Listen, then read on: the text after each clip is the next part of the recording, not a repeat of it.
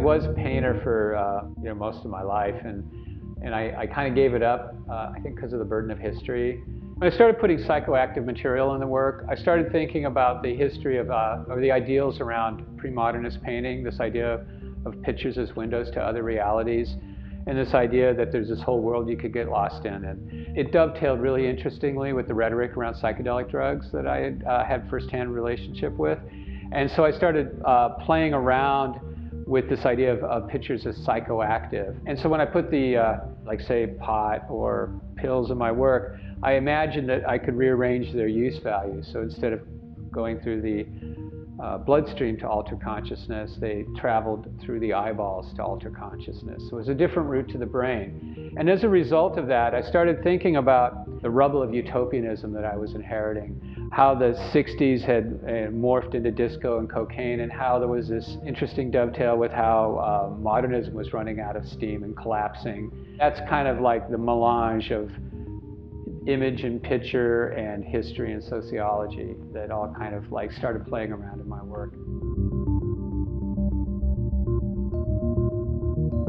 Any news organization is a byproduct of editorial decisions which choose to spotlight certain events and chooses to ignore others. And to me, the news is just another set of subjective circumstances, another subjective reality. And so, in a funny way, I guess I sort of started to think of myself as just another editor in this sort of team of people.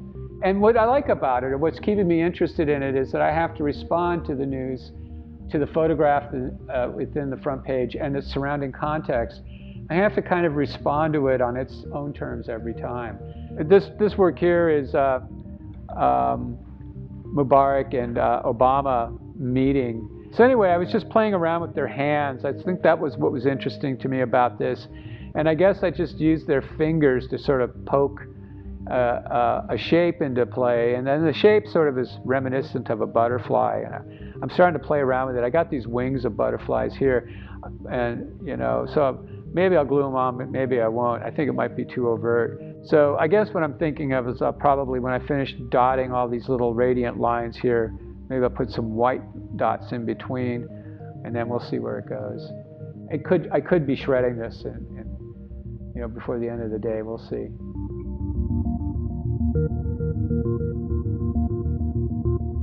This came out of a front page in the New York Times that depicted a devastated landscape in Illinois after tornadoes had come through.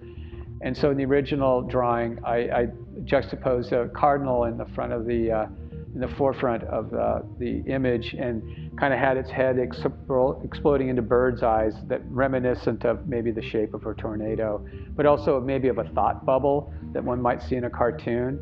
And then I took that image and sort of blew it up. The original information is a devastated neighborhood. And in this case, I sort of made this sort of rubble of rocks, I guess. I didn't want to have any vegetation in this work. Like, I wanted it all to be denuded.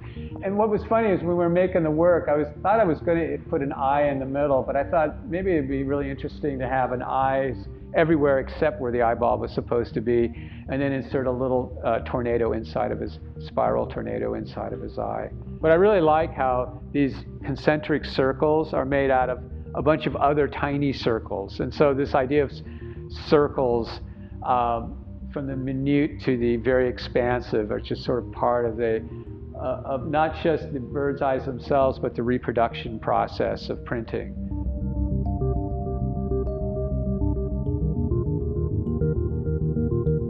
I'm a person that came out of a lot of doubt. The work came out of a lot of doubt, a lot of crises that I had about art in general, about making pictures, about the art market. And I still have doubts. I still have a lot of doubts. As a matter of fact, the older I get, the more doubts I have and the less sure I am about anything. But there's also this other side of me that has faith. Like art for me it's not a vocation, it's an avocation. I mean, I really just have to do it. So I try to make a work that is honest about its context and honest about how it operates. But I also want it to reflect the world that I live in and my sensibility and the things that go on in my head.